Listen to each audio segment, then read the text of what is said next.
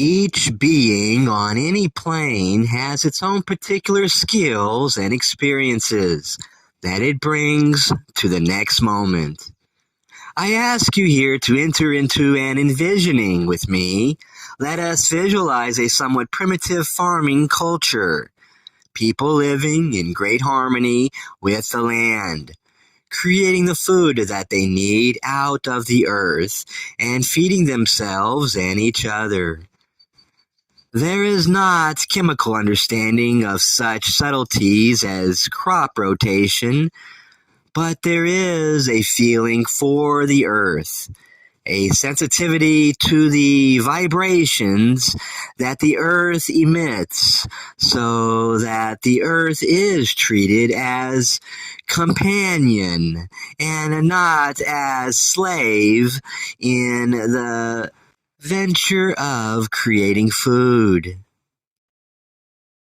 This culture finds itself in some trouble at some point because there is a lack of rain.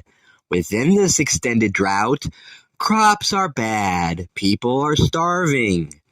Word of this drought comes to one in an advanced technological culture across the sea.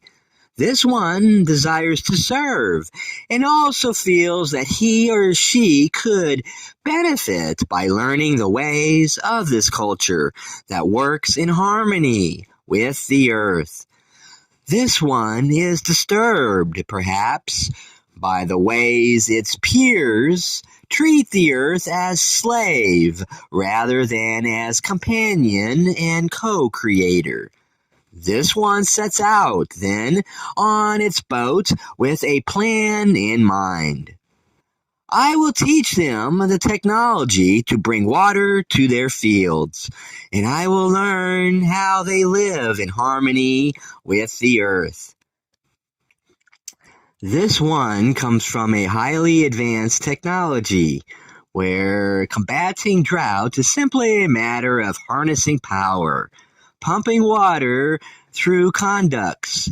It cannot bring thousands of miles of conduct with it. It cannot bring electricity with it, nor atomic power, so it arrives barehanded with an understanding of how this may be done, but without the tools. It must fully enter the culture it has come to, fully accept the culture's limits. What if I see an image that those within the culture do not have?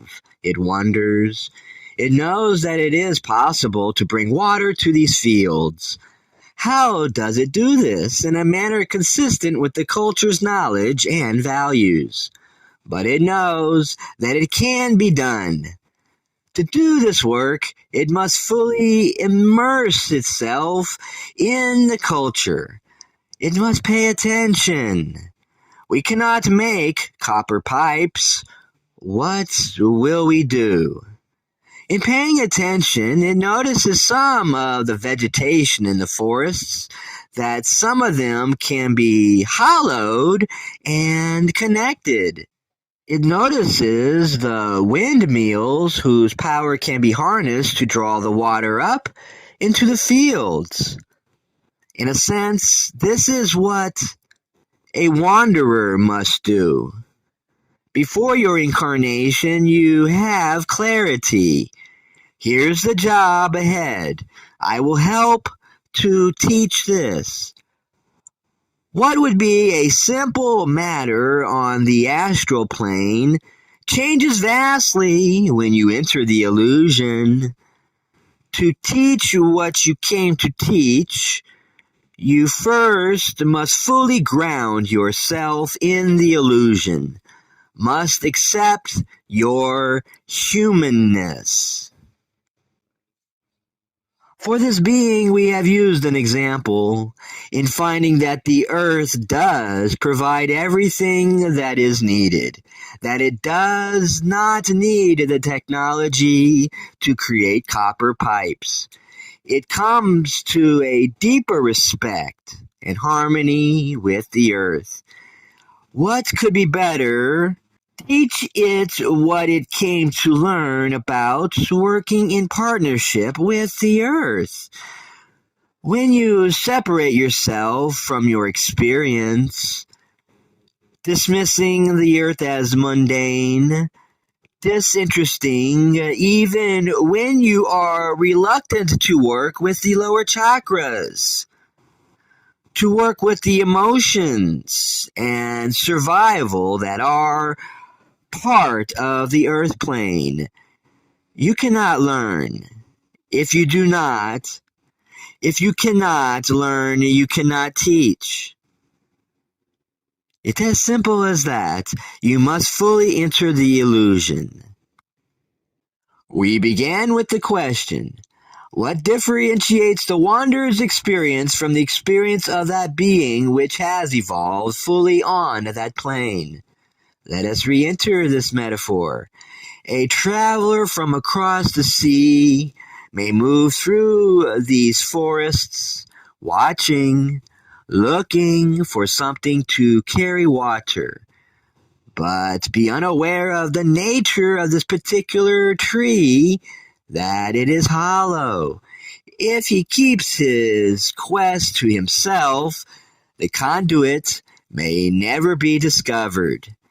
When he tells his friend who has dwelt in this place, I search for that which can carry water, and draws a pipe, then his friend may say, aha, this tree, and cut one down and show him. Do you see the hollow space within? We can connect them up. This is a matter of cooperation. The wanderer does not come to the earth plane and simply hand information to the earth plane on a silver tray. The wanderer must come in cooperation with the earth and all that lives there. Those of third density Earth who have evolved fully through the Earth plane have their own deep skills and understandings. The wanderer may bring skills, insight, and energy from another place. Pooled together, learning grows, and within the experience of that pooling it together, prior boundaries fall away. To work together, you must look at the fears that arise as you let go of your separation. To look at those fears and begin to evolve beyond them is the essential process of your growth. It all comes together perfectly. No matter how advanced this wanderer, perhaps it was sixth density, had great wisdom, great compassion, it still must learn as well as teach. To learn, it must fully enter the illusion with one aspect of awareness, while knowing with the other that it is entering an illusion, and that this illusion is not to be taken as the sole reality. Perhaps the greatest pain for the wanderer is the pain of fully entering the illusion. It wants to maintain its separateness because it has the understanding that in clinging to who it was on some other plane, it is strengthened or more wise. I am not suggesting that it does not want to get its feet dirty on the earth plane so much as that there is a sense of fear of losing its clarity. as when an actor steps out on the stage and is so deeply moved by this part that he or she is afraid to give itself fully to that part, for fear its heart will break.